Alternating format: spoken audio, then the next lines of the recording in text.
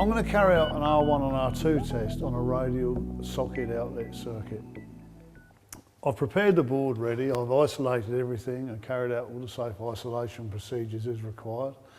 Again, I'd like to stress that when you're working on around or on live equipment, as we are now, we need to be very, very careful because, one mistake can be fatal.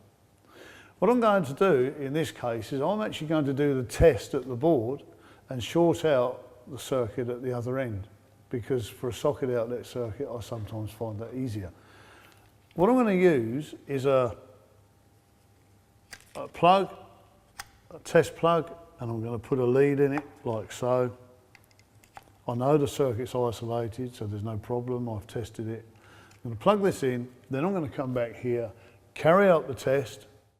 I've isolated this circuit. This is the furthest point on the circuit, which is the one I want to take the R1 and R2 reading from. What I need to do now is obviously zero the instrument to take into account the resistance of the instrument leads and also the piece of equipment I'm using for carrying out the test. So quite a simple process. I'll just turn my instrument to ohms, take a reading, push the button, and when that little symbol comes up on the bottom left-hand corner, that's showing me that this is now zeroed.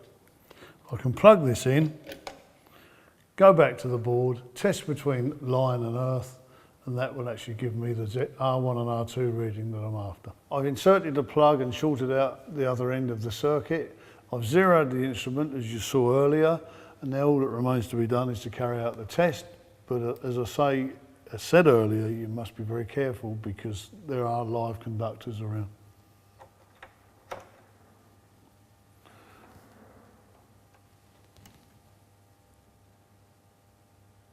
I've now got a value of 0.2 of an ohm, which is perfectly satisfactory for this circuit, although I'll check it later. I just need to record it on the schedule of test results. Make sure I remove my lead from around by the end of the circuit and replace everything safely.